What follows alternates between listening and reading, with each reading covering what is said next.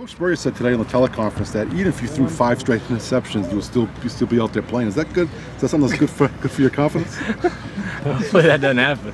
That's right. I didn't know he said that, but I don't try not to think about that. Just try to do my job and whatever he calls. But if y'all see that happen, I guess you'll see if it's true or not. That's right. Your confidence level right now after the game against Georgia, even with the late interception?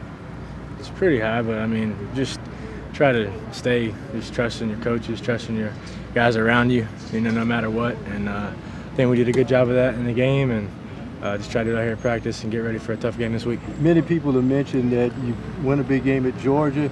Now you go to Nashville for a trap game. Do you sense that this team will not have a letdown, and how much is that A&M debacle the first game really still fuels this team? We try to forget games when they're done.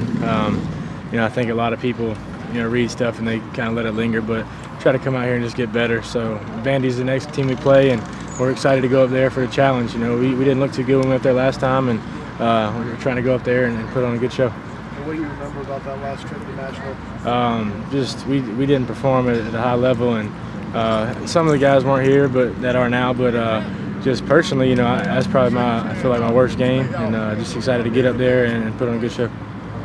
Dylan, I know you've had a lot of big moments at this program before. Does last week stand out simply because you're the starter and it's your team and you're not going back to the bench waiting the next week? I don't know. I think for our team it was really big because that's a big game in the East, and that's a game we always want to win. And I think we did what we wanted to do, and we had a good effort, and that's what means a lot to me is that our team came together. I felt like and picked each other up on all sides of the ball, and we just had a good team victory. Coach Spurrier said he had to calm you down a little bit on the sidelines in that fourth quarter before it was all over. Yeah, I was excited. I've never been too quiet about letting myself get excited out there. I enjoy playing football, and we all do. And we were all excited, but I understand what he's saying. Just stay in the flow of the game and keep everything under control. So I got to do a better job of that. This will be your second conference road start. What lessons did you learn from starting the game at Missouri last year? Did you take into this game here this week? Just be smart with the decisions, and that's what I try to do this weekend, and really just playing every week. And the road games in the SEC are tough, and that's what we're expecting this weekend.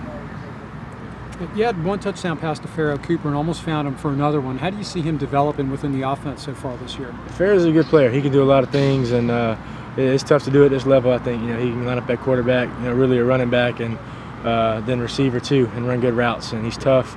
So Pharaoh's always going to have a place in the offense. Just trying to mix that up, mix up the looks, and he's doing a great job. When you guys were split out wide in that Wildcat, what are you thinking while you're out there on the edge? Hopefully they throw me a fade. That's what my goal is. No, I'm just kidding. But we just do our thing. Whatever play's called, we'll try to do it to the best of our ability. Does the juggling at right guard affect the offensive rhythm at all, or is it pretty much all the same to you guys? I think it's the same because in practice they always rotate them in, and you just kind of go next man up, just like it's somebody else, and out wide or wherever it may be, and just roll with it. And fortunately for them, it's unfortunate when someone goes down with an injury, but fortunate for them, they've had to deal with it, and so I think that'll help. You feel good about Will there? I do. I feel good about Will. What about the tight end? We're going to see more and more utilization of the position. I don't know. You have to ask Coach Spurrier that one. They say a good running game is the quarterback's best friend. Both East Carolina and the Georgia game, you guys proved that when you had to run the ball, you could run the football. Man, how's that help you as a quarterback? It's great. We have a great offensive line, and Coach Elliott's a good coach, and they call some good plays in there, and it helps. Just balance on offense, I think, is big, and that's what we try to do, and just trust our coaches, and we just go with the game plan.